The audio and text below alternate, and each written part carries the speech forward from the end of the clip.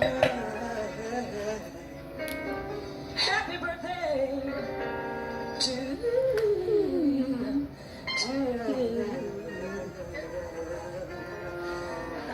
Bye, people. Okay, welcome to episode 29 of our prison series. And today we're going to talk about prison popcorn. It's called Jailhouse Popcorn from Prison Raymond. Okay, come here, Mr. Fox.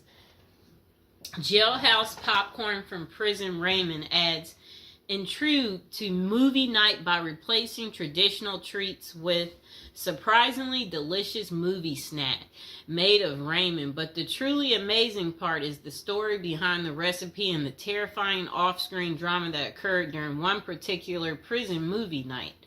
The following story and recipe are excerpt from Prison Raymond. Movie night in prison was usually a big deal.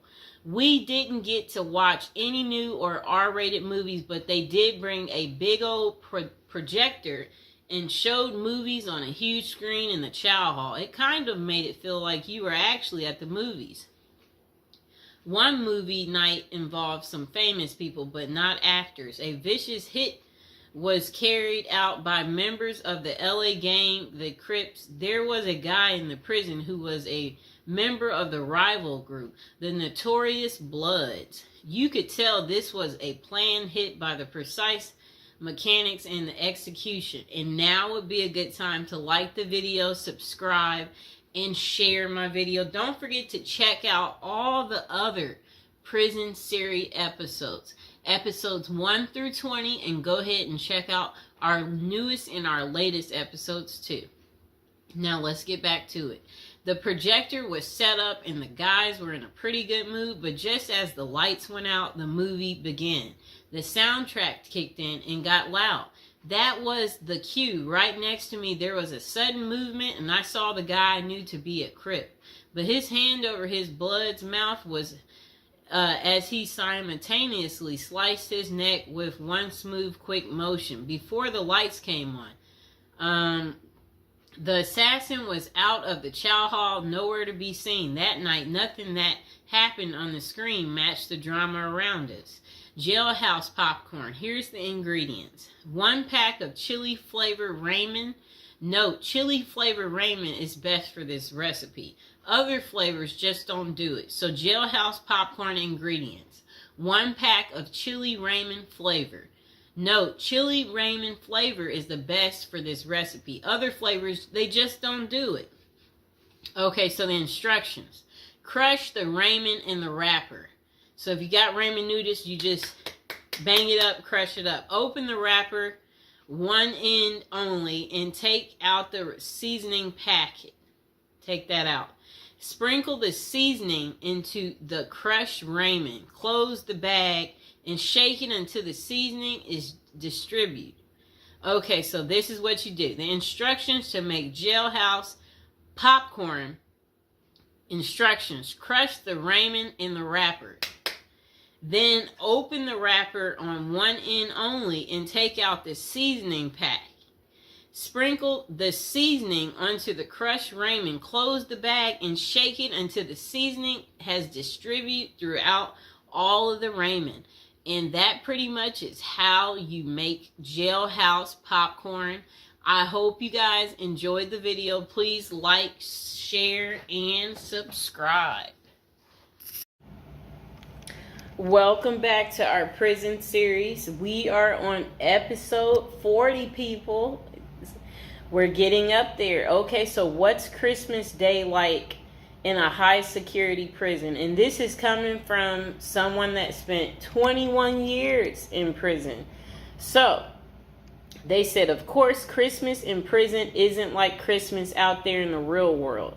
But at the end of the day, it's still Christmas, and the effort is made at some institutions to make inmates feel the holiday cheer.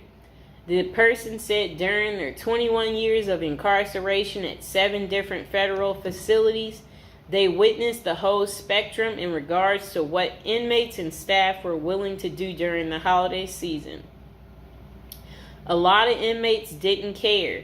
It was just another day on the calendar to them. They were more interested in gangs and drugs and politics and making moves. The same with the staff. Some correctional officers and administrative officials could care less. They were there to do a job, and Christmas didn't come into the equation. But Christmas in prison can be special if the staff and inmates cooperate to make it so. Prison life is bleak and stark. Even the hardcore convicts need a little Christmas spirit. It helps to lighten the mood, let everyone relax, and even put their guard down for a minute. The following is what I experienced at the various institutions I was housed at during Christmas time, and how it differs from the life on the outside. It was never super special, but it helped to break the routine. And okay, so then they said presents. Getting presents in prison is frowned upon.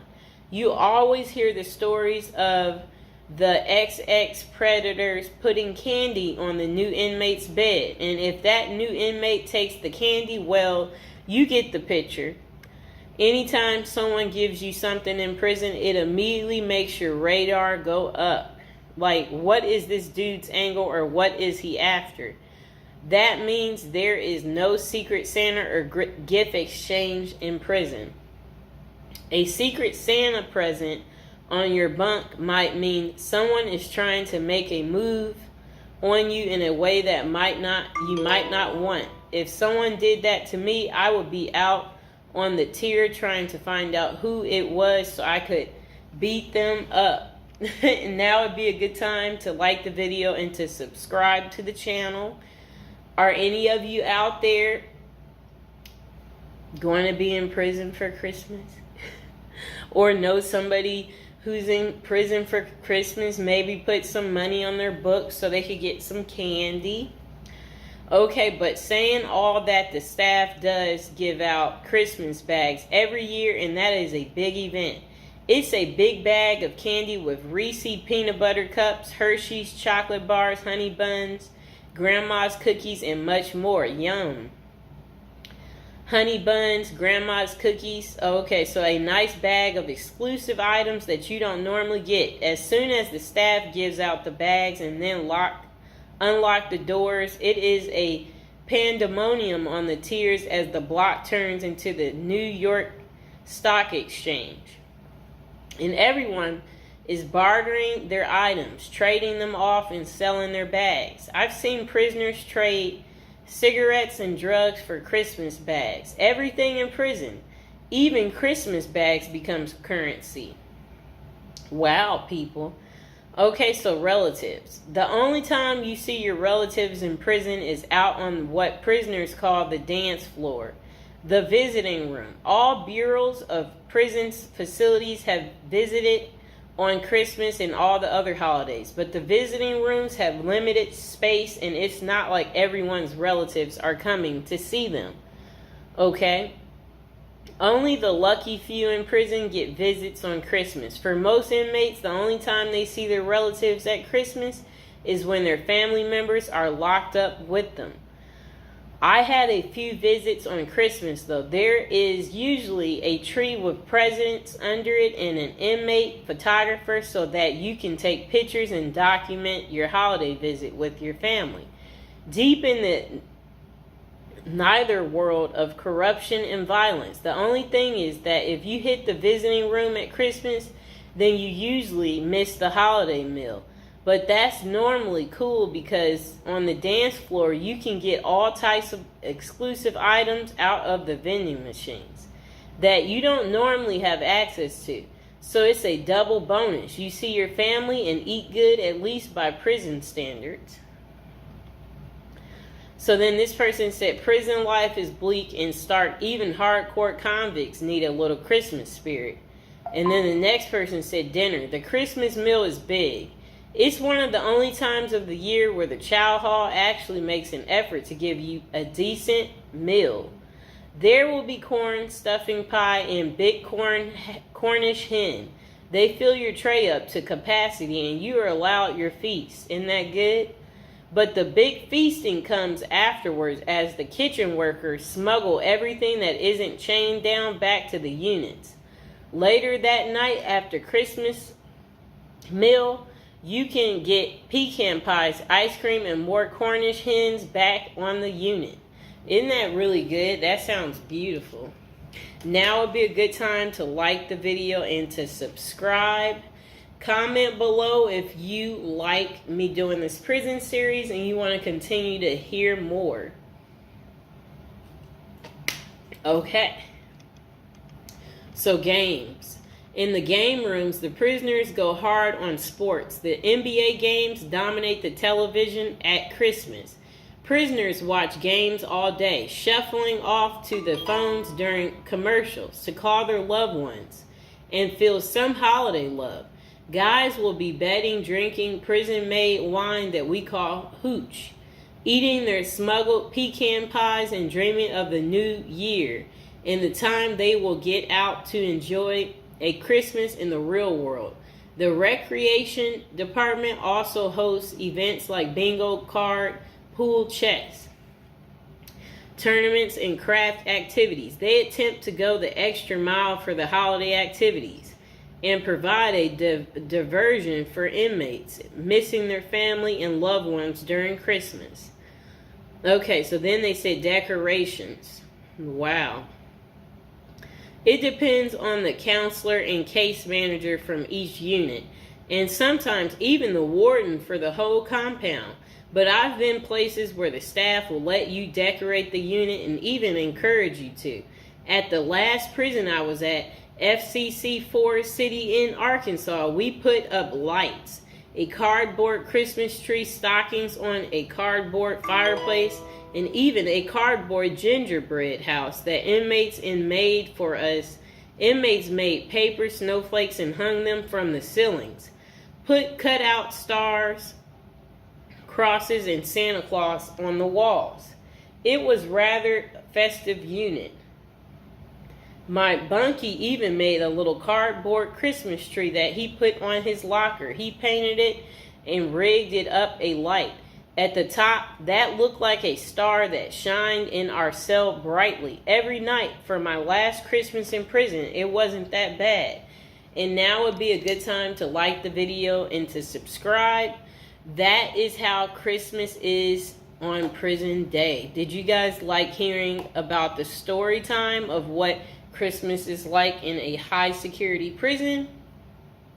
If so, comment below, and I will see you guys next time.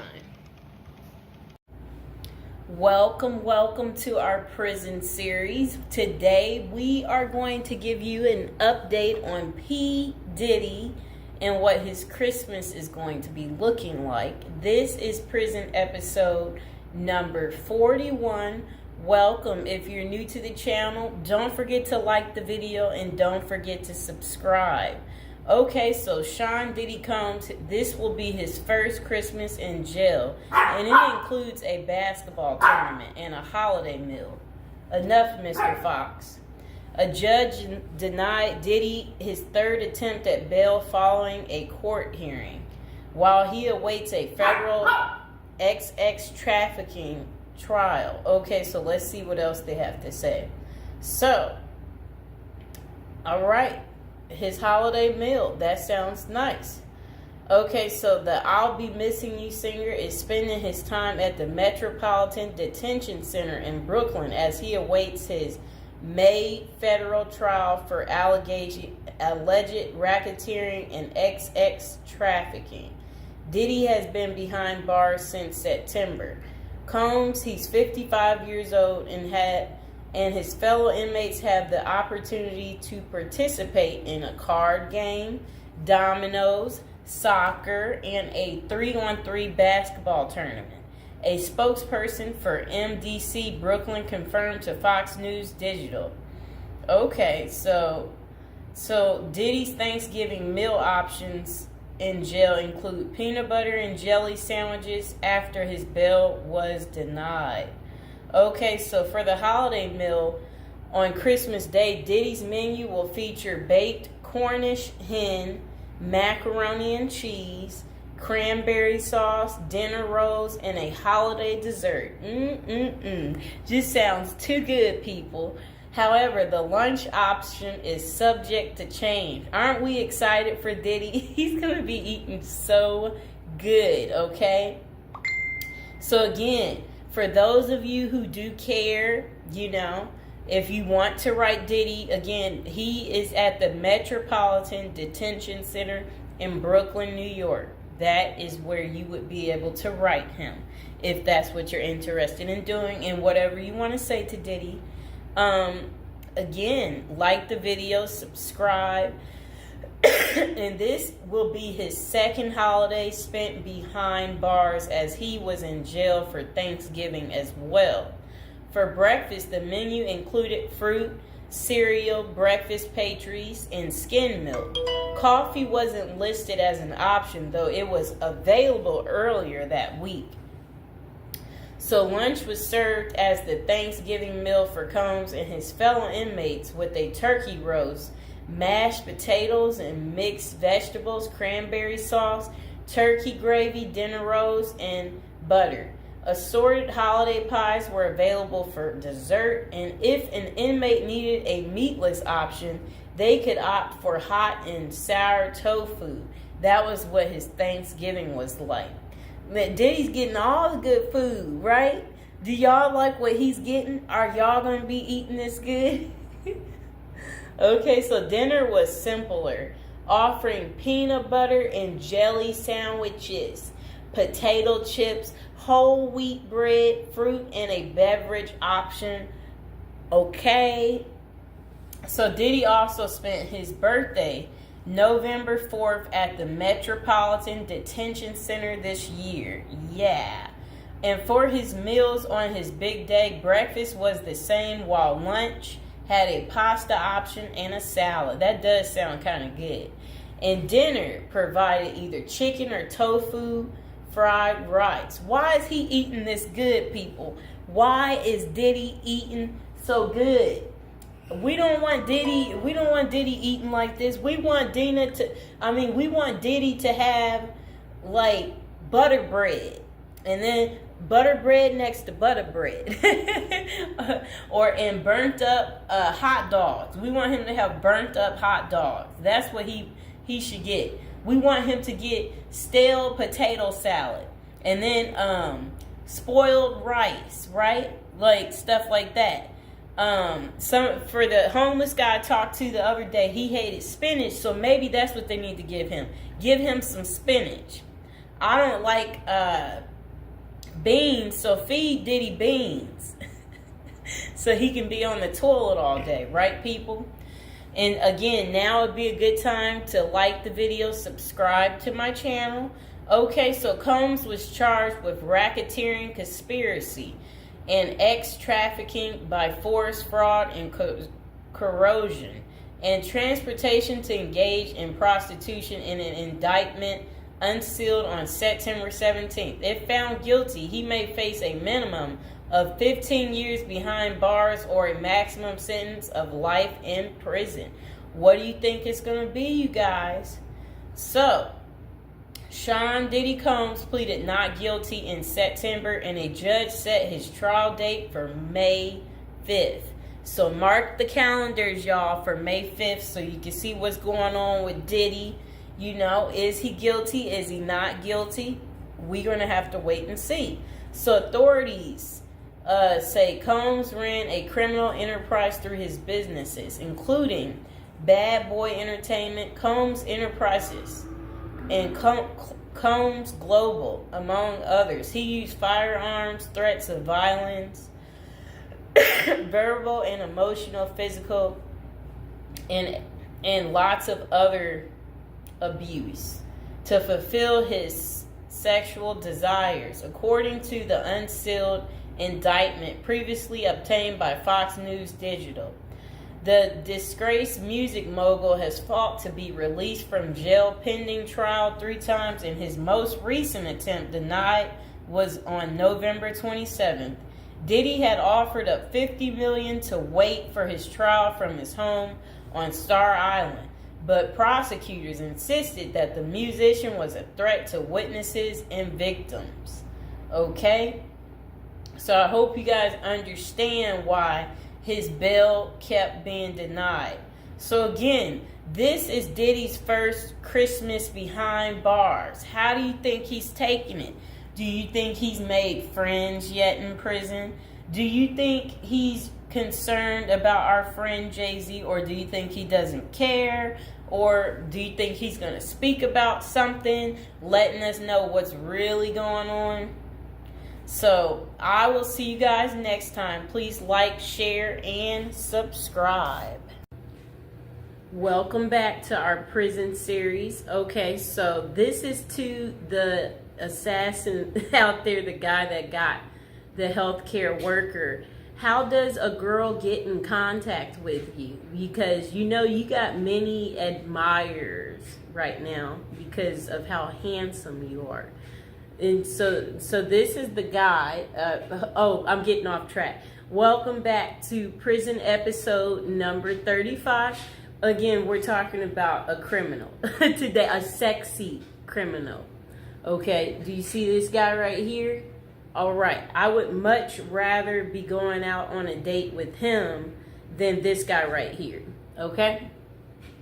Yes, that guy right there, he's not as handsome. The guy that assassinated him is so much more handsome. And it would be like if someone is like, if he's asking you, if you happen to bump into the guy that assassinated, you know, the CEO on the street, and he asks you out on a date, or he's like, hey, could I hide at your place? You know what? He's so handsome that you would just be like, okay, you know. So what do we really like about this guy? Look, he's young too. He's young. This guy, he's old and he's deceased, okay? One's alive. That's what we like about that guy. And one's not, okay? And, you know, the deceased stink, if we can be real about this situation. Yes, so one is handsome and one is not handsome. Do we need to waste any time there on why you would like to hang out with the guy that, you know, I'm just saying, you know, I'm pretty normal. I know some of you might be afraid to talk about how attractive the guy is that they're in search of. But, you know, if they capture him, what we have to say is this. At least we will be able to write him letters and, you know, we'll be able to keep track of him. But you have to remember, you know, he's single right now. We know that much because, you know, if he was married, then I can only imagine, you know, his wife would just naturally come forward and be like, that's my husband, you know. So we know he's single. So that's good news for us ladies, okay? You know, but I mean, well, let's not fight over the guy, you know. We hope that they get him, because when they get him, then we'll be able to write him, right? And yeah, we imagine that he has so many admirers. Yeah, so one of these guys is a coward and one is not. You know, that's pretty much all I have to say about that. Now would be a good time to like the video, to subscribe. Is there anybody else out there who's just secretly admiring this guy right here, and you too want to get in contact with him, and you're just thinking, where are you? We want to see you. You know what I'm saying? So, or is it just me? Am I tripping? Am I the only one who finds him to be handsome? You know? I mean, if you're out there, dude, and you're watching, you know, a lot of people like you, okay? If you didn't know. So please like, share, and subscribe. Welcome back to our prison series. This is episode 45, and today we're going to talk about Rikers Island. So this is one of the most notorious prisons, and it's located in the East River between Queens and the Bronx in New York City. And also it's where Luigi Mansion is going to be going. Okay, so it's named after Abraham Riken, who bought the island in 1664. The land was eventually acquired by the city in 1884, and a jail was established in the 1930s. The complex covers about 413 acres, and it's at its peak housed around 10,000 inmates, making it one of the world's largest correctional institutions. A diverse inmate population is held inside Rikers, and most prisoners are there temporarily awaiting trial, serving short sentences, or awaiting transfers to other facilities. Rikers Island is notorious for its harsh conditions, including violence between inmates and involving guards. Reports of abuse, neglect, and corruption among staff have been frequent. The treatment of inmates with mental health issues has been a particular concern, with critics arguing that the facility is ill-equipped to handle such cases appropriately. Likewise, the treatment of juvenile inmates is a subject of controversy. There have been calls for more appropriate handling in the facilities for young offenders. Numerous lawsuits and human rights investigations have targeted the conditions at Rikers Island, often focusing on issues like solitary confinement, the use of force by guards, and the prolonged detention of inmates awaiting trial.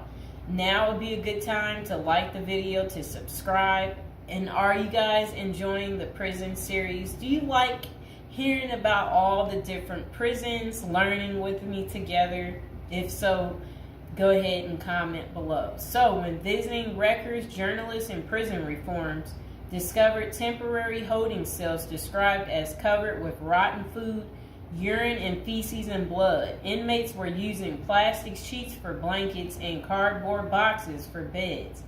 Maggots crawled over everything. Up to 26 men were crowded into a single cell where they used plastic bags as toilets. Prisoners kept in holding cells, which should be used for only 24 hours or less, often stayed there for more than a week awaiting transfer. In that time, food and medical services were not routinely provided. Now let's hear that paragraph again, just a small bit of it. So, this was what journalists had noticed when visiting Rikers Island. The prison reformers discovered temporary holding cells described as covered with rotten food, urine, feces, and blood. Inmates were using plastic sheets for blankets and cardboard boxes for beds. Maggots crawled over everything. Up to 26 men were crowded into a single cell where they used plastic bags as toilets. That does not sound good, does it, people? It's disgusting. So over the years, there have been various attempts to reform Rikers Island, focusing on improving conditions, reducing violence, and providing better mental health care. Amid mounting pressure, activists and political leaders have urged the city to close Rikers Island. In 2019, the New York City Council voted to close the jail completely by 2026, intending to replace it with smaller, more modern jails located closer to the city's main courthouse. I hope you guys enjoyed the video. Please like, share, and subscribe. Okay, welcome back.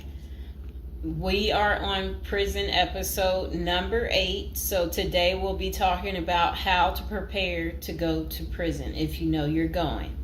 So prison is all the rage in Hollywood. We've all seen Oz, the Shawshank Redemption, Orange is the New Black, and Con Air. Their creators got some of the facts right, but they don't tell you how to prepare for prison, do they? If you're going to prison, our goal is to help you in your preparation for incarceration journey. So that's what we want to talk about to help you out. And if you're interested in learning more about prison life and how to prepare, they said online they have a copy of a book. It's like a little pamphlet, Federal Prison Handbook. And if you guys really need it, go ahead and comment below. And while you're thinking about it, subscribe. And, I should be able to include some type of link below to hopefully help you. I hope I don't forget to put it down below. Or consider hiring Zukis Consulting Group to assist you in preparing for going to prison. Whether you will serve 6 months or 6 years, the tips discussed below will help you prepare for your time in prison. You can also book a free initial consultation to speak with a prison preparation coach today. For those with little experience with the criminal justice system, the notion of time behind bars can feel overwhelming.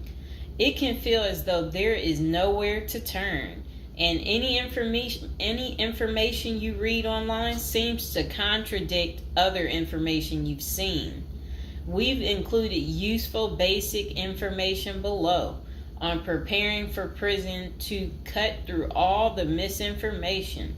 So they had created, it looks like a table of contents. So I'll read the table of contents. How to prepare for prison. Going to prison. Steps to successfully prepare for prison. Learn about federal prison. Federal prison facilities.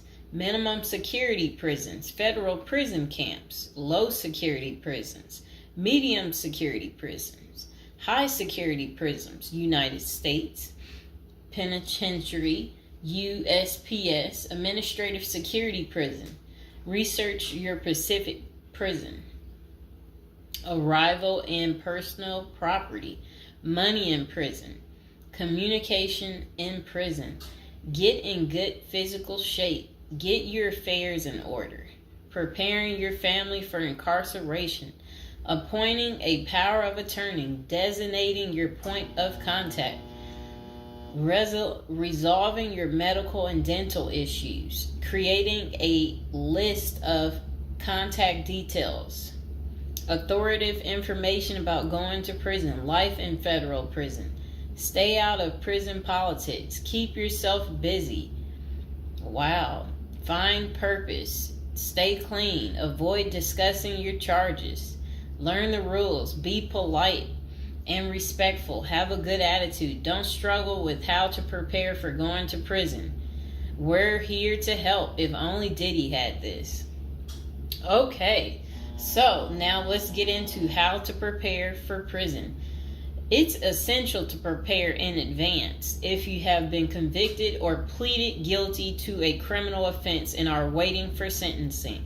According to the United States Sentencing Commission, the average federal prison sentence imposed is approximately 147 months. That's a lot.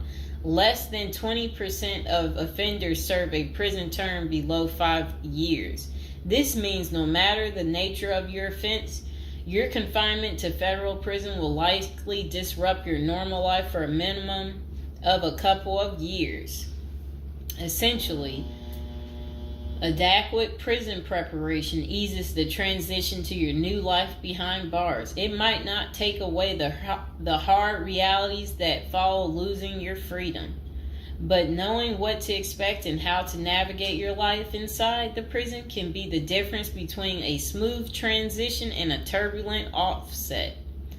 Losing your freedom is hard enough, especially for your emotional and psychological well-being. Thus, managing any preventable hardships or mishaps can go a long way in promoting your mental health while serving your sentence. At Zeus Consulting Group, we help potential federal prisoners prepare for their incarceration by equipping them with information to navigate their life behind bars. Our criminal justice system largely fails to reform convicts. Hence, if you are keen on going through your sentence as smoothly and as quickly as possible and transitioning back to an active life afterward, We are here to assist you. If you get in touch with us immediately after your conviction, our team can offer expert coaching on making a favorable impression at sentencing to secure a more lenient judgment. In addition, we coach our clients on how to live a meaningful life during confinement by cultivating their abilities, keeping them out of trouble, and developing an excellent record. These are essential factors that can enhance your overall life in prison and improve your chances of serving a shorter sentence. Okay, now let's get to the part talking about going to prison, steps to successfully prepare for prison.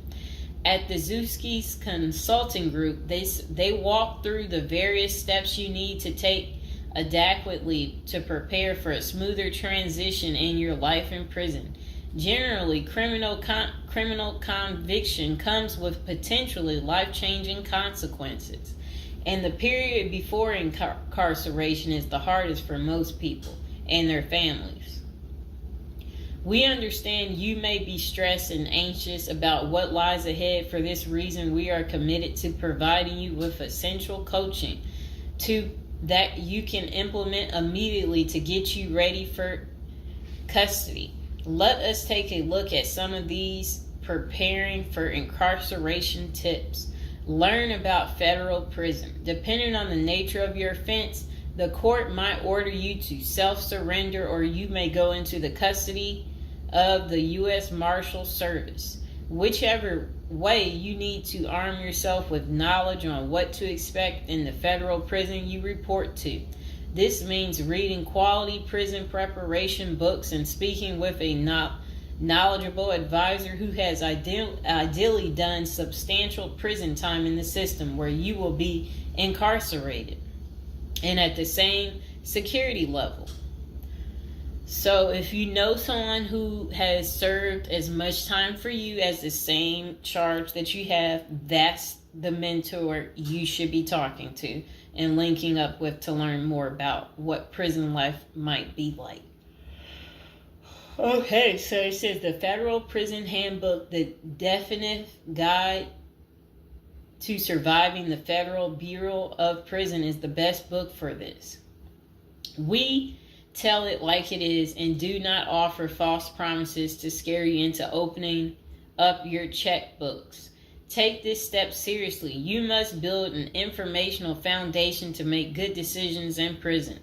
Federal prison facilities. There are over 100 federal prisons across the nation, and they operate at 5 different security levels: minimum, low, medium, high, and administrative.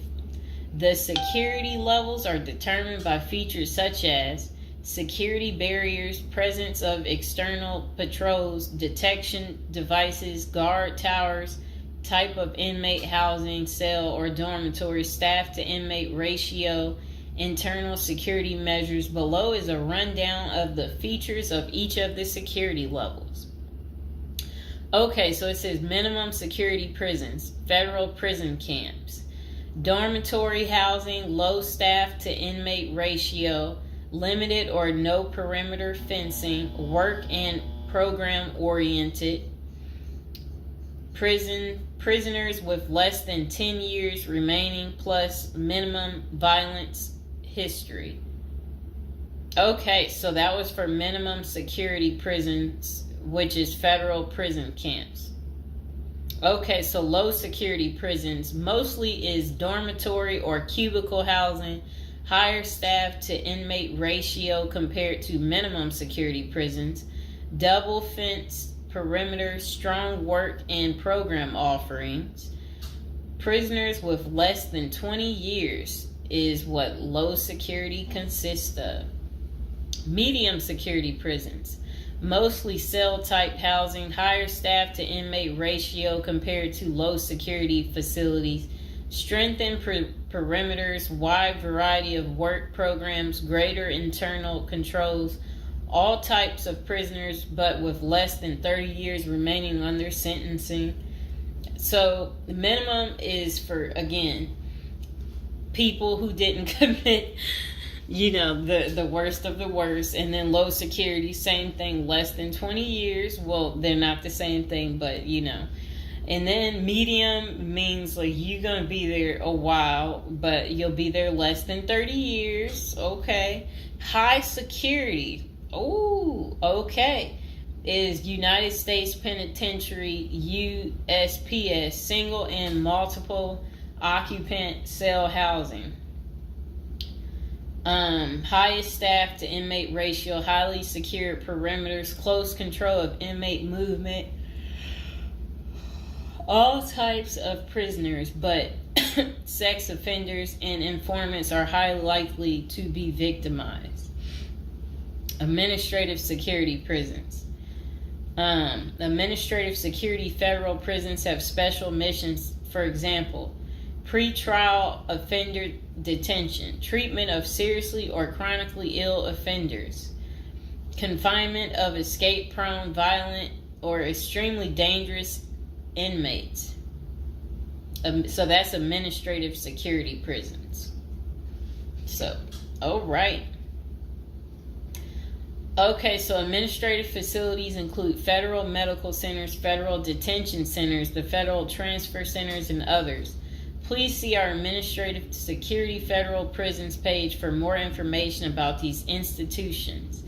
Operations and privileges such as leisure time vary widely at each security level. At the Zuskis Consulting Group, we can help you understand the implications of being held in any prison, regardless of the security level. But generally, through the Federal Bureau of Prisons, BOP, ultimately decides where to confine you. Your attorney may request your designation to a facility that best fits your needs. Okay, just a moment.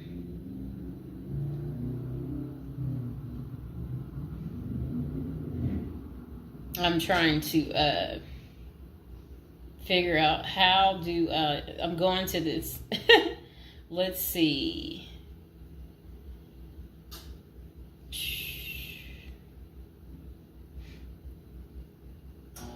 Know why I keep getting these numbers calling.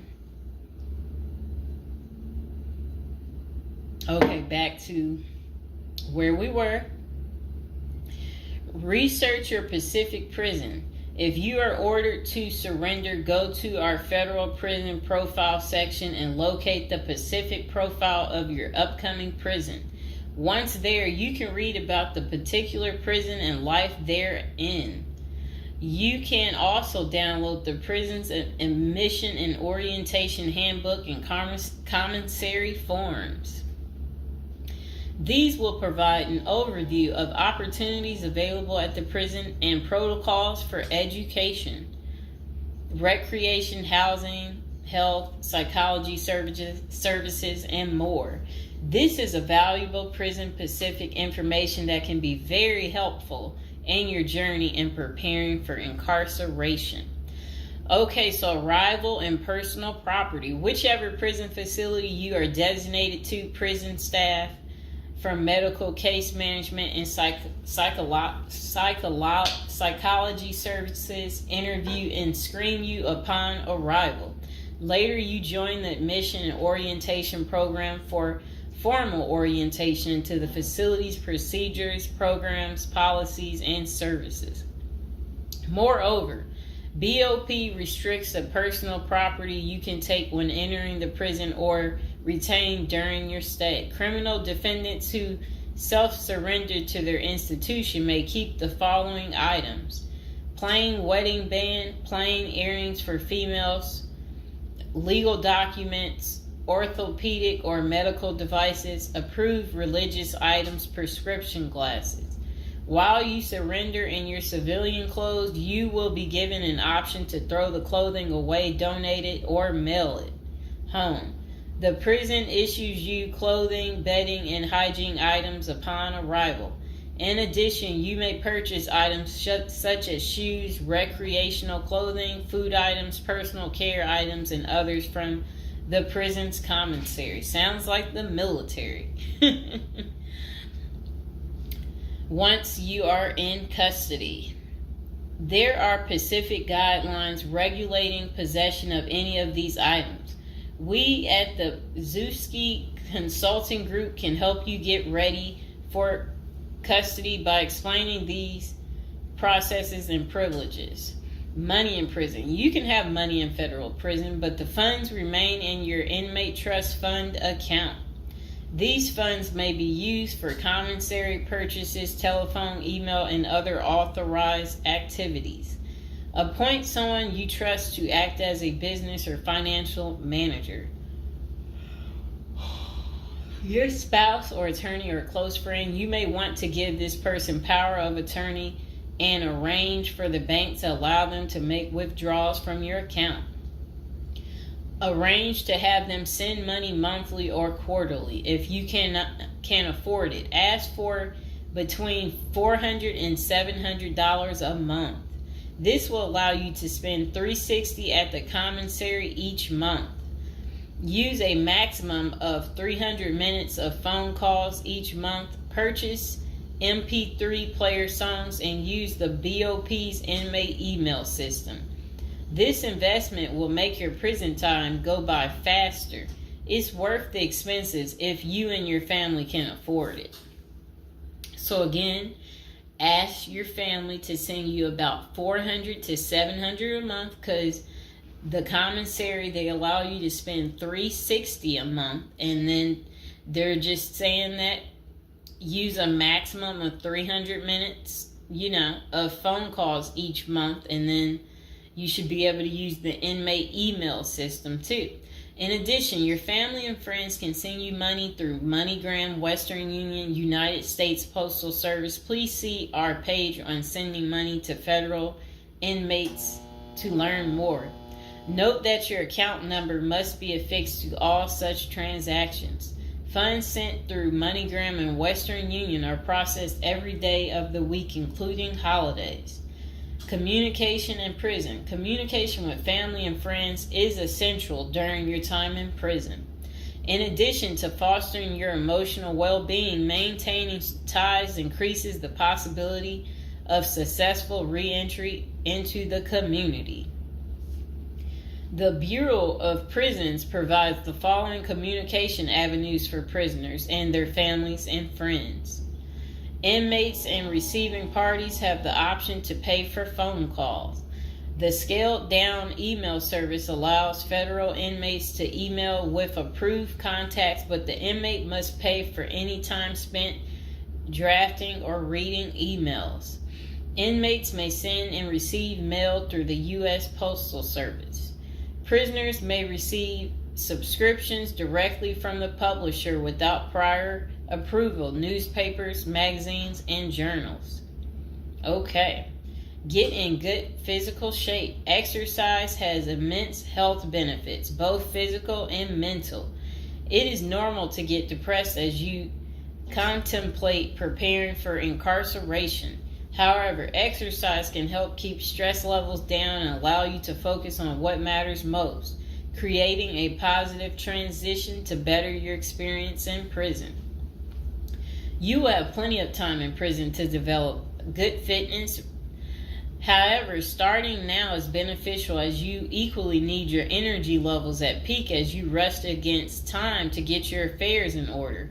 Moreover, if you end up confined, especially in a higher security facility, looking physically fit may play to your advantage, though you should purpose to stay out of all conflicts at all costs.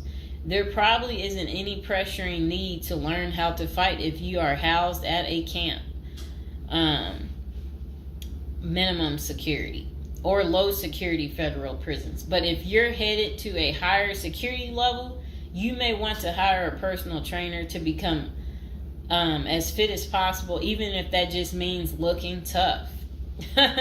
So if you're at a higher security level, you might encounter more threats. That's what they want you to know. While we don't advocate employing violence, conflict avoidance is almost always the best answer in prison. It's not the worst idea to consider taking self-defense classes to learn how to protect yourself. This is essential piece of how to prepare for prison.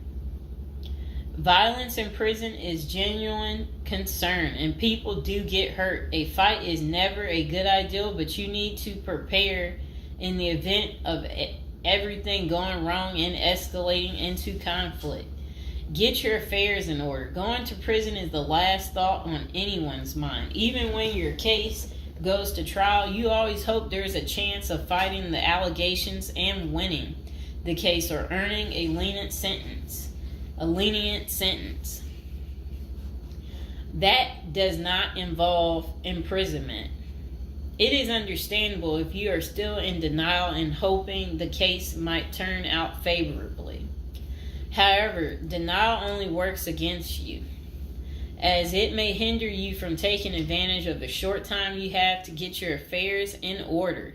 Before losing your freedom, even if there is a slight chance of getting a lenient sentence, preparing for prison is essential if things don't go as expected. Some of the matters you need to take care of include preparing your family for incarceration. Your family will be devastated by the idea of you being locked up and the potential dangers it might subject you to. It may take a while before they come to terms with the likelihood of living without you. However, you need to sit down with them and discuss life without you. If you are the primary provider, you may need to organize how bills will be paid in your absence. This may even mean working at downsizing the family's lifestyle if there are not enough funds to maintain the same lifestyle. If you live alone, you need to make arrangements for your property so that debts do not accrue in your absence. If you have young children, they may not understand the long-term implications of your absence at the moment, but it will soon affect them, so you need to plan the best way to help them cope. Consulting a psychologist is vital, as they can suggest ways to help both you and your family cope in the short and long term. Lastly, it would be best to inform your family that they can reach you either through email or written correspondence. They should also expect you to call them regularly or through video visits whenever possible. While preparing for incarceration is critical, maintaining family contact while you are away is equally as important. Okay, next is about appointing a power of attorney. Generally, a power of attorney grants another person the ability to control your affairs in your absence. This could be your spouse, parent, child, sibling, or trusted friend. If you appoint someone other than your spouse, you could grant the power to two people who should consult each other before making any decisions about your affairs. This may eliminate conflict and guarantee extra safeguards against misuse of the powers. As you do this, ensure you draft a financial plan on how the finances should be utilized while you are in prison. You may also want to create a rough budget of your financial needs in prison and coordinate how the money will be channeled to your commissary account. Designating your point of contact. Before surrendering to prison, ensure you identify a primary point of contact. This could be a family member or a close friend. We can work with this primary point of contact as questions or issues arise. Additionally, this person will be able to better advise your family and friends of your status, location, and information.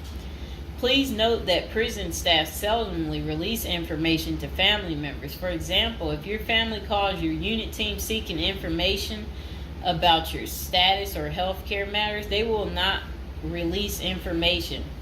With this being said, we have our clients sign a release information authorization, thereby enabling prison staff to disclose information to our team members. Next says resolving your medical and dental issues. Medical and dental services are available in federal prisons. However, they may not match the standards of your current providers. Care is often substandard, slow, and usually not forthcoming. This is a crucial element in preparing for prison. You will do yourself a big favor by dealing with this now and not waiting until you are in prison. If you have pre-existing medical and dental issues, get an evaluation from your doctor before surrendering. Likewise, it can be a very good idea to update your glass prescriptions and resolve any dental matters before surrendering. It can also be helpful to obtain complete copy of your medical records from your doctor. If you take any prescription medications, ask your doctor to draft a letter explaining what the medications are, and what underlying conditions they treat. While you can submit these documents to your prison's health service upon arrival, our team can also use these in cases of prison staff not adequately treating medical conditions. In these cases, it is critical that we have underlying documentation, as this helps us motivate prison healthcare staff. Creating a list of contact information.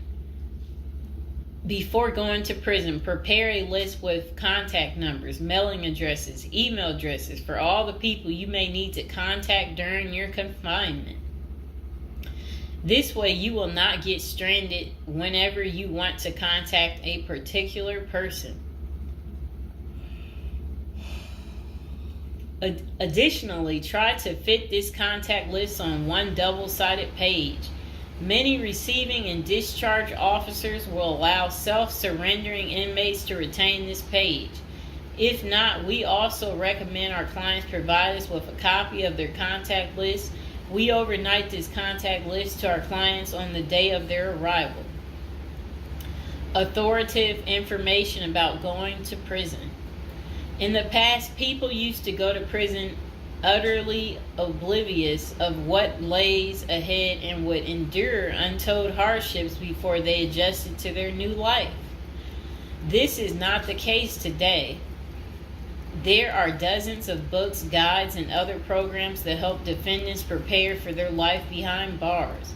While we cannot attest to other firms, books, or products, our team regularly assists clients preparing for prison. Here are a few of our book offerings: Prison Education Guide, Federal Prison Handbook, Directory of Federal Prisons.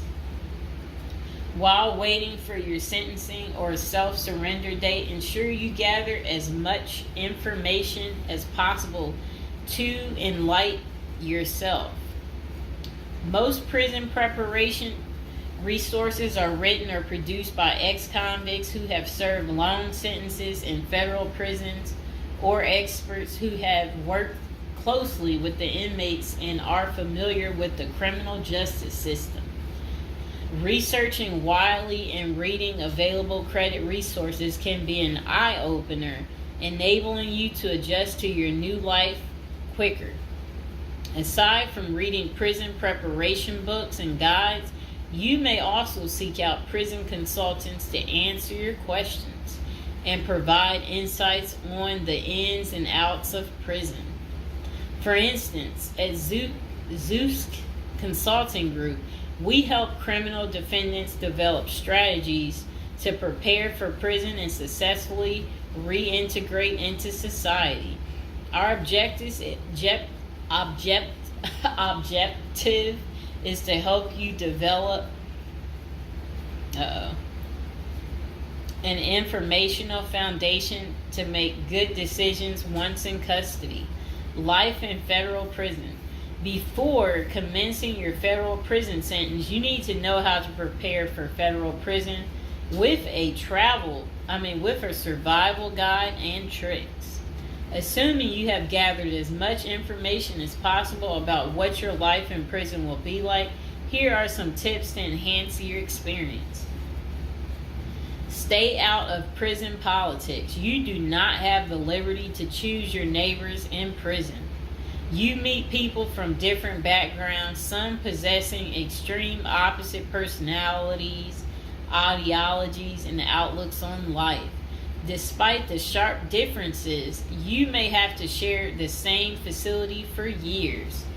In ideal circumstances, people should embrace diversity, but not so in prison. Conflict of interest and prison politics are the order of the day. However, it helps by maintaining a low profile throughout your stay. Otherwise, if you indulge in politics and things turn ugly, it may compromise your chances of coming out unscathed. Keep yourself busy. Federal prisons require medically able inmates to work. As soon as you arrive, ensure you find a job that you will enjoy. If you don't obtain a job on your own, prison officials will assign you a work detail. We advise our clients against this approach since it often means working long hours in the kitchen. Some examples of the positions you may want to consider include plumber, inmate orderly, food service, warehouse, groundskeeper, painters. While some of these prison jobs require long hours, others are no-show jobs where you sign your name on a sheet and leave. While federal prisoners are paid for their work, wages tend to be meager. For example, federal prisoners typically earn 12 cents and 40 cents per hour. These funds are deposited into your commissary account, which you use to buy personal items. I'll repeat that again. Oh, sit down, Mr. Fox. Sit down. Sit down, baby. Prisoners typically earn 12 cents and 14 cents per hour. Okay. Okay, that's crazy. So when in prison, find purpose. A period of incarceration equals a lot of available time on your hands, which can be positive or negative. It's your choice. Many positive activities in prison can help you find purpose in life, even help you improve your circumstances upon arriving. College correspondence courses, writing, exercising, and teaching in the prisoner's education department are just some examples of many activities you can become involved in, which will give you purpose. This purpose will help carry you through your sentencing. Okay. Pursuing a purpose during your time in prison can make your stay more meaningful and manageable. For example, you can learn a new trade, write a book, discover philosophy, find spirituality, or purchase other professions. Likewise, we help many of our clients further their education behind bars. Whether you are interested in college or career-based studies, our team can help. Okay. In addition to keeping yourself busy and avoiding falling into a depressive state, finding purpose behind bars may equip you with relevant skills for successful re-entry into the community upon your release. This is critical. If you work, you are prepared for a period of incarceration.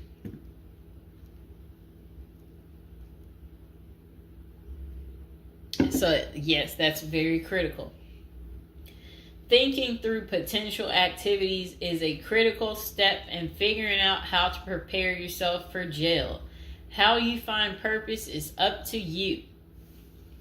One of our clients, a doctor before his incarceration, spent his time helping those who need physical therapy.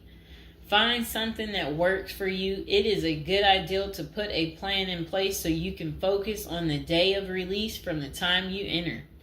Avoid discussing your charges. When first entering prison, many inmates receive the prison 411. Other inmates want to know who you are, your criminal charges, your sentencing, and other relevant information. Whether someone tries to bully this information out of you or a friend in prison asks, do not fall into the temptation to disclose your case details. Many things can go wrong if you do so. For instance, a fellow prisoner could make a deal to serve less time in exchange for the information, especially if the details are incriminating. Also, the nature of your crime might cause you to be victimized, especially for sexual-related charges. Please contact us at the Zeus Consulting Group if you are concerned about these types of disclosures. We help clients charged with all manner of criminal offenses develop a strategy for addressing these sensitive matters.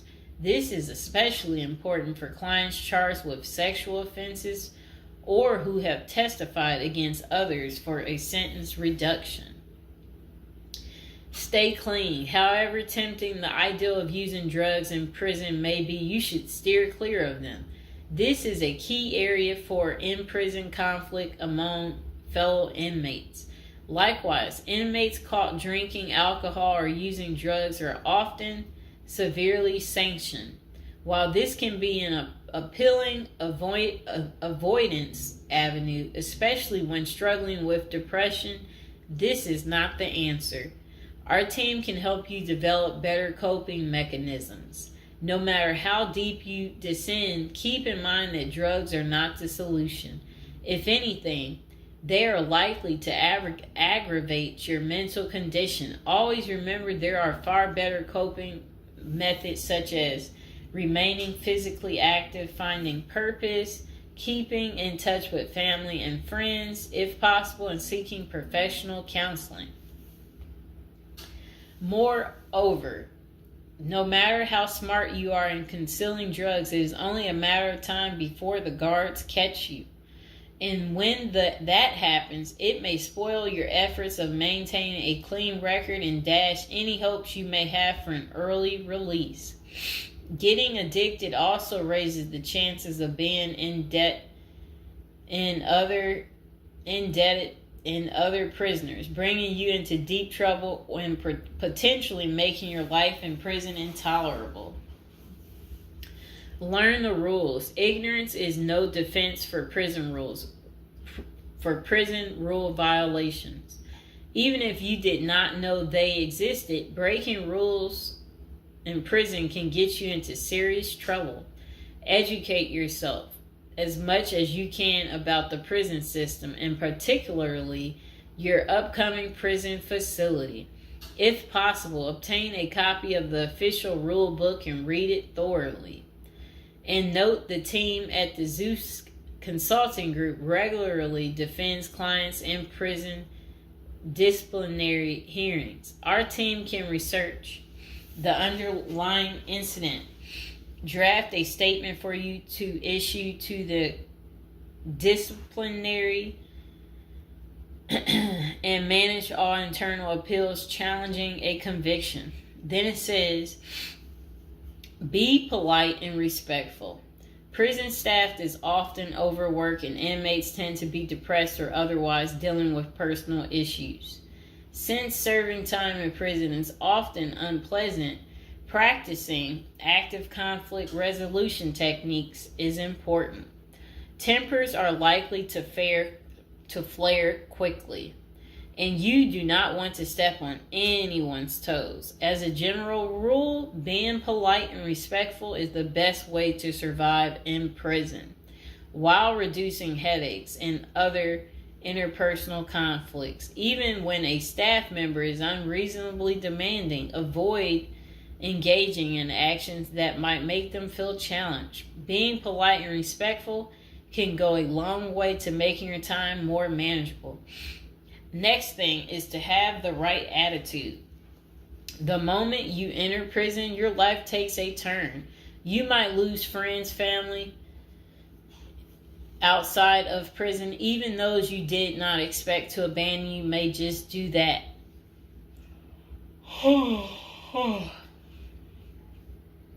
You are pretty much on your own inside prison. Other inmates may try to take advantage of you. Going to the guards for help is often a bad idea, and that can have serious repercussions. With such a gloomy situation, you need to polish up your attitude and prepare for incarceration. Having the right attitude can help you surmount the prison reality and build something positive out of the situation. The team at Zeus Consulting Group can help you prepare for the experience to come and plan for the unexpected. Prison time doesn't mean a death sentence. Quite opposite. It says if you lost your license because of a criminal conviction, they can help you launch a new career. Okay. So they're just saying basically there's no reason you can't leave prison without a degree or a better prospect for the future. Don't struggle with how to prepare for prison. It says that use the Zeus Consulting Group and let them help you. Okay, because they're basically saying prison is never easy. They said they know what awaits you in prison and the tactics you can employ to have a smoother life behind bars. Going to jail or prison is never easy, but with directed effort, you can lead a productive life during this experience and after. Okay, so that is pretty much how you prepare if you are going to prison. If you've watched this far, type in the comments below this far, and I hope you enjoyed the video. Please like, share, and subscribe. Welcome to episode 2, back on our Prison is a Retirement Plan for Seniors. And today we're going to be talking about people using prison as a retirement plan in Japan, of all places. Okay, let's get to it. So they said seniors in Japan are having to steal just to cover basic expenses, but it's all part of their plan. You see, the sentence for their crime sends them to a place where they find a sense of community, receive free room and board, and have a caregiver 24/7. It's good to watch other countries who are older or more in depth to see what will happen to us. Well, 27.3% of Japan's citizens are 65 or older, practically twice that in the U.S. And these seniors are breaking into prison just to survive. Will Americans retirees be forced to do the same? Not if they start planning now with a financial professional. Here's a look at Japan's rampant retiree crime spree. So they said an article in Straits Times is titled "Rising in Old Jailbirds Turn Japan Prisons into Retirement Villages." It points out that a record 47,632 people in Japan aged 65 or over were arrested in 2015. Over 70% were caught for petty crimes such as shoplifting. When retirees have to steal just to survive, it's clear that their plan didn't include saving enough money to cover basic living expenses. What's worse is that Japan's elderly inmates are rehabilitated, kicked back into society, and stuck in the same boat they were before. They haven't gotten any younger, and they still don't have enough income. So do they get a job and start saving for their slow-go years? No, they steal a bunch of bananas for breakfast and get thrown right back into the slammer. About 70% of all current inmates aged 65 or older are repeat offenders. Why do these seniors live this type of retirement? Well, besides the fact that they did not plan successfully, their retirement strategy didn't include any plan for long-term care either. But prisons did. A roof over their head, 3 meals a day, no utility bills, and free unlimited health care are all provided. A research firm coined Japanese prisons state-sponsored retirement villages, and one of prisons' demographics includes a 50.6 age average, with the oldest being 88 years old. That same prison was recently refurbished to accommodate their demographic, including 500 private well-lit cells, each with its own desk, chair, and well-lit cells, each with its... Oh, okay. They said also comes with a wooden bed and television set. Steps in the public areas are even upgraded with ramps and handrails. Does that sound like a prison to you, or is it closer to the retirement home where individuals visit the grandparents? By 2025, 1 in 3 citizens of Japan will be age 65 or older, and 1 in 5 will be 75 or older. 2025 isn't that far away, and the U.S. demographics isn't getting any younger. Medicaid and Medicare are drastically underfunded and facing problems similar to Social Security still. Prison is better than no plan, and a ward of the state doesn't have to live on the street and steal bread.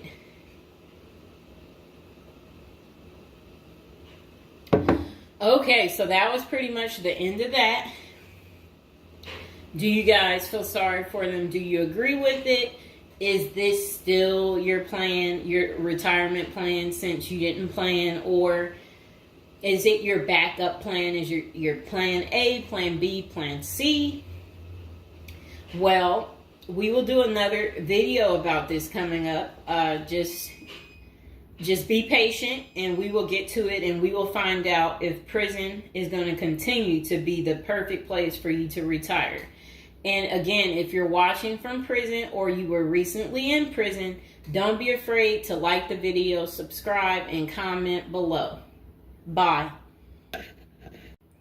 Hello, welcome to our first episode. We're going to do a little storytelling about, prison, different subjects every day. Okay, so now we're going to be talking about people using prison as a retirement plan. It's a little odd, right? But the previous day I was doing videos on like retirement type of situations for people, and I was so shocked. So people were like, they ran out of money, and then they were like basically saying that their retirement plan, since they have no money, is to commit a crime so they can try to figure out how to pay. So because they said they can't keep paying anymore because basically they don't have enough money and they didn't make the right choices when they were younger.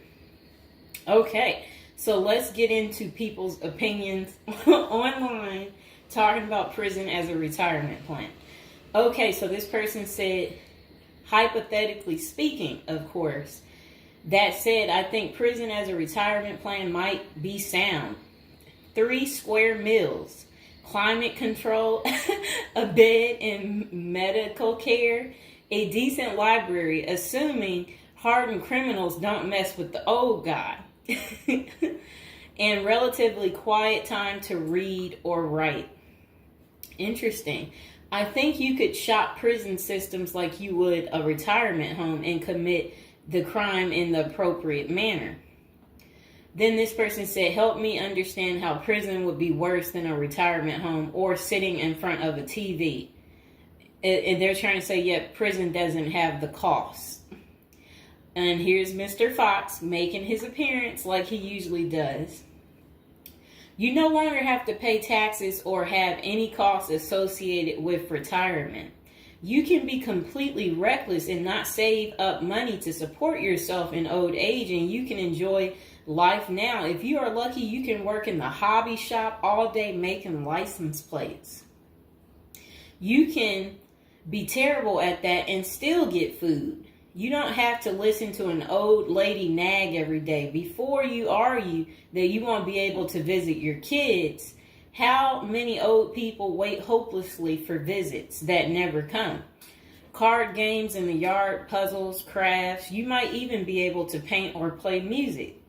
I bet you could even find a personal trainer to keep your fitness up. There is always the outside chance you can get away with the crime and extend your reckless spending until you finally get caught. This could be the Gen X answer to the Social Security crash. Oh, I like what they're saying because, they try to say Social Security will be gone for us once we reach a certain age, and I believe them. Because plus, we constantly hear about them talking about they're going to get rid of Social Security. So, might be true. So we got to plan ahead, right, you guys? So maybe I should take up tattoo artists as a hobby to prepare so I can get some extra smokes and a serving of Jell-O. Now, what crime do you commit and at what age? Embezzlement seems a solid choice, but I think you might need a life sentence to make this work. And then it says that it would be messed up to get kicked out of prison. Seriously, not serious. I don't think people get kicked out of prison. I think they get, if they have good behavior, I think they can possibly get out. Okay, so it says, maybe a Fed club, laughing out loud. And then another person said they liked that post. They said, that's a nice thought. Then the other person said, what do you mean? That would be a problem for me because it's a lack of freedom and privacy. And the next person said, crazy but interesting concept. I have heard of the homeless committing crimes just to get off the street. And the courts read right through it and cut them loose. Interesting. That brisk morning stuff on the freezing stainless toilet and that toilet wine would round out a nice day. Laughing out loud. I guess they know how to make toilet wine. I think I would rather be in prison than homeless. If things were really bad, go on a robbery spree and hide the money for when you get out. Ha ha ha ha ha. And if you were to ask me, which would you rather do? Oh, that's terrible. Be homeless on the street or be in prison? Prison wins hands down on this one. The guaranteed bed and the guaranteed meal, the library, the friends when you get your free time, I'm just saying. I don't think the cold streets are for everyone. Okay, so this person said, I'm guessing these are also an issue in a retirement home, except you still pay taxes and rent. I have to guess, but gawking, the old guy is not going to be high on the list of pastimes for convicts. Spider is so, wow, I don't think we want to say that. Okay, so this person is talking about people being taken advantage of in prison. So we will skip that part because the way they wrote it was inappropriate. So the next person, they showed a big guy and said, don't be wasting no soap, pick it up. So these are the kind of people that you will encounter. Okay, I guess he's the booty bandit. All right. To expand upon this, I would fly to Sweden and then do something at the bank I saw. You know what they was talking about. I saw a documentary on the Swedish prison system. It looked nicer than many retirement homes, laughing out loud. Then this person said, is this like a shining moment like Johnny in the Mountains, laughing out loud? This person said, I'd retire to a dirt cheap third world location before intentionally going to prison. This person said, I was just thinking that maybe I could piece together a few of my old friends and we could have a crew. Then we all go in together. Book club, card games, and coffee every morning. The crime is going to have to be digital because I'm not thinking in my old age I will be agile enough to carry a lot of loot. And then this person said, isn't that tax evasion, white collar crimes, and a pot grower? Heard they have a sweat lodge and tennis courts. I don't know where they have that. Okay, so we had another person talk about how much they love women. So yeah, they said they don't intend on going. Okay, just a moment. I'm gonna get my water.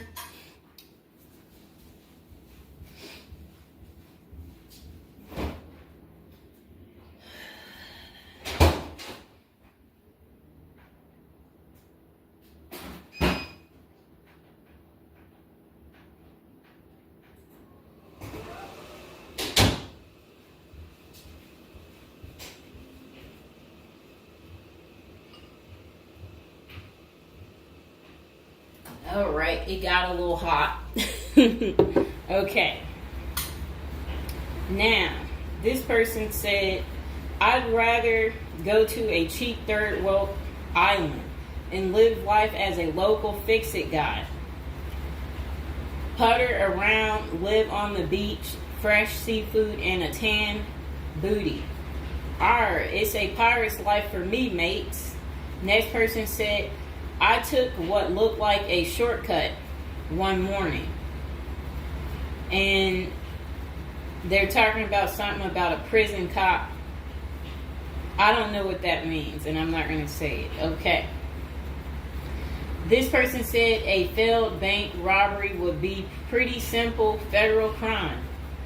On the other hand, I think even a basic social security check will go pretty far in the Philippines, Mexico, and Colombia. I think they're right for those countries. This person said, my broke buddy is doing okay in Thailand.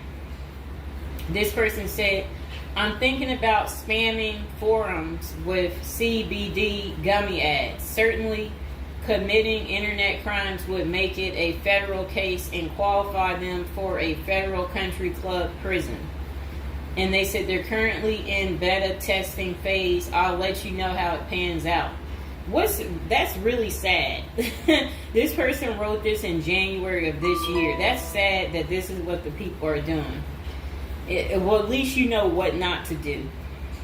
And then another person said, well, it worked out rather well for Otis. They showed a picture of some guy. I don't know who this guy is, but that's who they said it worked out for. And then this person said everybody has that one person that they weigh whether or not their demise would be worth a life sentence. And then this person said, well, nowadays all you have to do is agree with Trump, like say over at the Capitol, and post it online.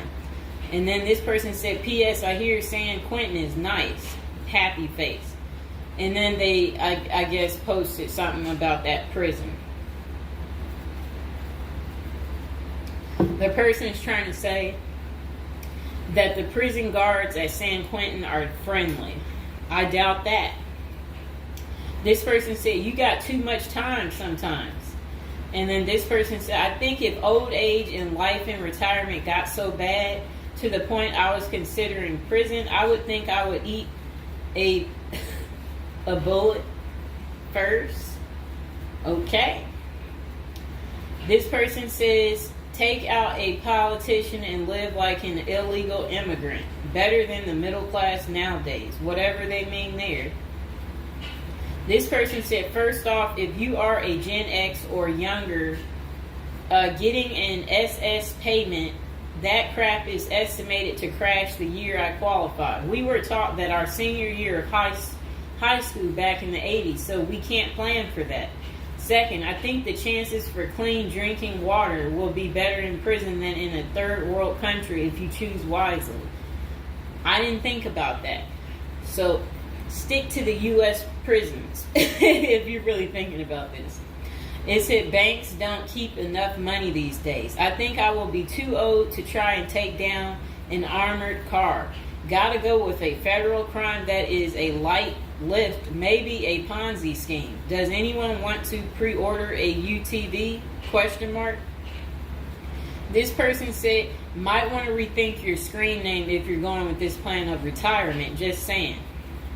Maybe something like Spider or Smiley, question mark. This person said, this is a nice big Ponzi scheme. Throw in some racketeering and evade federal income taxes. Just be sure. Plus you'll have a blast before you get caught. They did a little emoji with shades on the cool emoji. This person said if you land in a California prison, you even get yoga classes, free education, and you have a government-sponsored sex change. So you can end up in a female prison eventually. Rob, we won't say what they said there. Oh, wow. That's really sad what they put. You already know what they said if I stopped right there. Okay, hold on. The next person said, you're going to want federal minimum security. Identifying as a woman would have perks, but you would have to listen to your cellmates for the rest of your life with nowhere to go. This person said, we can tell that some of us have never been to prison now, can't we? And then this person said, only an inmate at RDP. I don't even know where that is. This person said, Social Security won't go away. It will just be reduced by about 25%. Hopefully all these millions of Illegals will get work permits and start paying into the system so the cuts won't be needed. We'll still get something, but it will have the purchasing power to get us 2 Jersey Mike sandwiches a week, laughing out loud. Next person said, the unwanted being taken advantage of in prison is a hard no for them. So they don't want to go because they're not interested in being taken advantage of by the same sex. Okay, good reason. This is what goes on in prison. Next person said, I nominate this creep as a test mule for your plan. I always wondered what happened to the creepy banjo kid from the movie Deliverance. This person said, okay, it turned bad. Okay, so we won't read that post. This person said, here's a retirement plan. Go to Mexico, denounce your U.S. citizenship, sneak back across the border, get free phone and benefits, and I hear in Maine you can get a housing allotment and a stipend plus free medical. This person said, one of you guys that works for me is a Venezuelan expat. He and his wife have been building/buying houses in Colombia as investors. Crazy cheap. He spends a couple of weeks down there a few times of the year and doesn't spend squat. Usually the airfare is the most expensive part of the trip. And then this person said, hey, that was my college meal plan. I had about $20 a week. I'd pay a cold Subway sandwich and eat about 2-inch slice a day. And then store the rest in the fridge. And this person said, I have one list that has 2 people on it and another is a page long, whatever they mean there. This person said, only one problem is that Social Security was put in the public fund illegally, so it can never actually run out of money. Of course, no politician wants you to know that. Our good buddy LBJ is who you can blame. Next person said, sounds like someone has a secret desire to get their crap pushed in. Just come on, completely out of the closet, bro. This person said, I worked in that prison. Numerous others as well. There are no tennis courts. Myself and crew were with general population. Inmates actually were on my crew as well. The good behavior guys. The stuff you don't hear about is massive. Daily crap goes down. We got locked in a security armory for hours as a riot/fight started. Literally locked us in for safety. Going through Sallyport down the halls with cells on each side. The more the blood stains from fights, it's not Hollywood. The most scary individuals are actually the guards. A few can be normal or 2 civilians working inside. Most don't separate good and bad humans very well, at least not behind the walls. I made a promise to my family and self I would never do a prison project again. It messed with our heads. You go in at 7 and literally can't leave until 3. No cell, no camera, no eye contact, no talking to inmates. They constantly try to talk to you relentlessly. I saw things in there that I will never leave my mind. I did meet an old lifer. I was taken to the guards' cafeteria for lunch. The cook had been in that same kitchen for 30 years. He was a pretty friendly old guy. He knew he had it good, but hadn't been out of the walls for over 40 years. I have many, many stories, but I don't tell many, especially on social media. Really, it's not worth the risk of telling. The women prison in downtown San Diego is really crazy scary. Many don't know right in the downtown is a maximum prison operated by one of the big business operations. Okay. Series not seriously a good topic. Okay. And we have one more person telling us something. Years ago, I was at my buddy's house. His older brother had just got out of prison. I didn't even know he had an older brother and no clue what he was in for.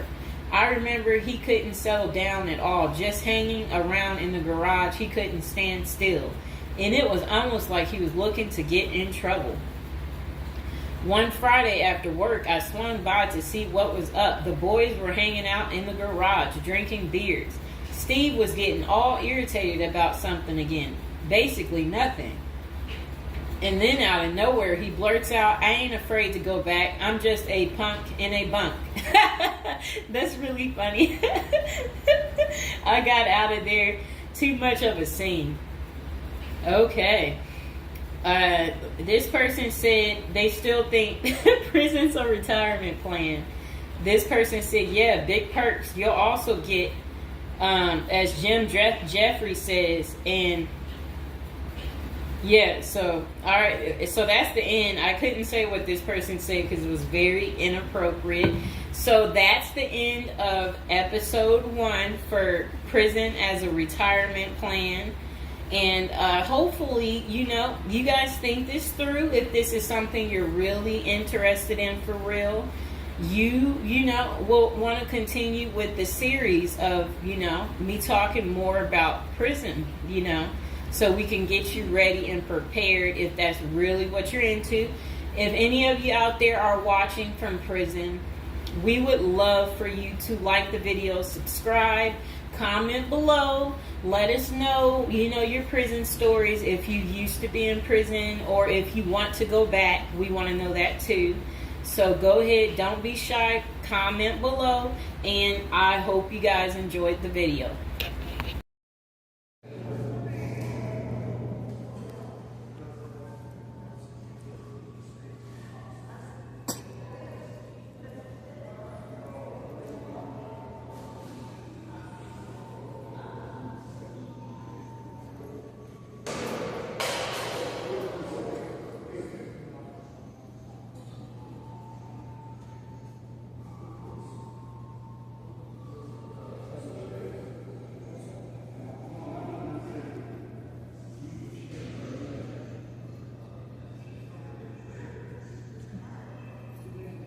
The hand. Baby, give me your hand. Give me your hand. Give me your hand. Give me your hand.